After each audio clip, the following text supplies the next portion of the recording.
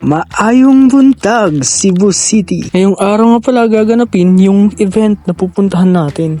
Kaya tara, samahan niyo ko maghanda para sa event. Let's go!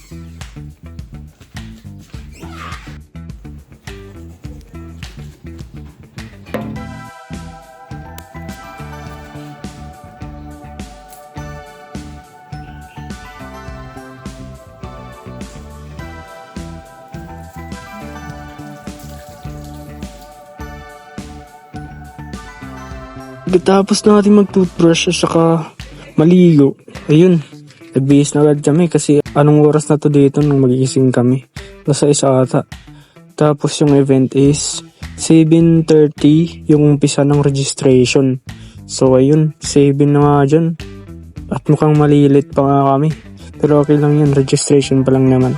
Habang nagbibihis ako dyan at yung kasama ko, shoutout ko muna yung nagbaba-shoutout. Shoutout nga pala kay Tropa Abel, shoutout sa'yo idol. Sa mga gustong magpa-shoutout, comment down below sa comment down section. Anmaruyog lahaw, rapriritay. Bawa shoutout ng mga nanonood, anak mga vlogs, anak mga reels, anak picture, thank you very much. Sana may buhay kayo ng matagal. At ayun nga, di pa tayo tapos. Natapos na lang tayo mag-shoutout. Aray mo. Ay, sino kayo dyan? Tanginang pupugi nyo. So dito mga katanjo, papunta na kami doon sa event. Dito di pa nag-uumpisa yung event. Kita nyo naman marami ng tao dito.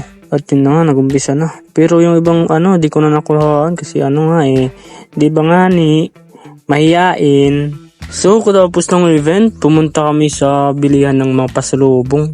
Nagaya si Tropa.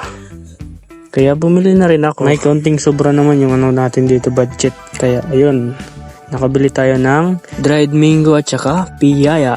Pasalubong natin kila mother at father. Tsaka sa kapatid ko. Para naman nila na parang pumunta na rin dito sa Cebu, di ba? Pumili lang tayo dyan ng mabibili natin. Ayun, nakapili na nga tayo dyan pala. Ay, natapakan pa. Okay lang boss. Dito tapos na kami bumili ng pasalubong. Nag-decide kaming kumain muna. Pang dinner. Matapos kaming gumala-gala ng kaunti. Dito nag-unrice kami para isang kainan na lang. Abot na hanggang bukas. Kasi tingnan mo naman, yung takal ng kanin. Sa isang takal ang dami. Umiti pa nga si kuya. Ubusin niyo yan, sabi niya. Sa isip niya. Puno, 2 takal lang. Puno yung pinggan, gagi. Pero kami po yung hinamon nyo.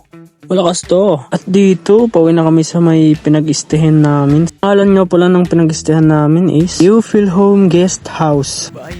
It's uwian You time. Feel Home, bye. Thank you ang pagpauwi.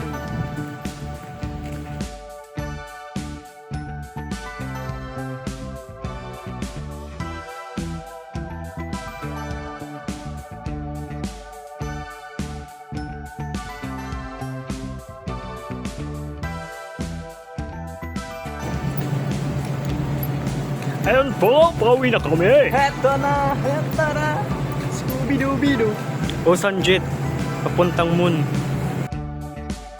Bye Cebu! See you when I see you. Sa ulitin. Yung tuloy na to, parang nakikita ko lang to sa K-drama eh. Fast forward, malapit na kami sa Ormoc. Nakikita namin yung land ng Ormoc.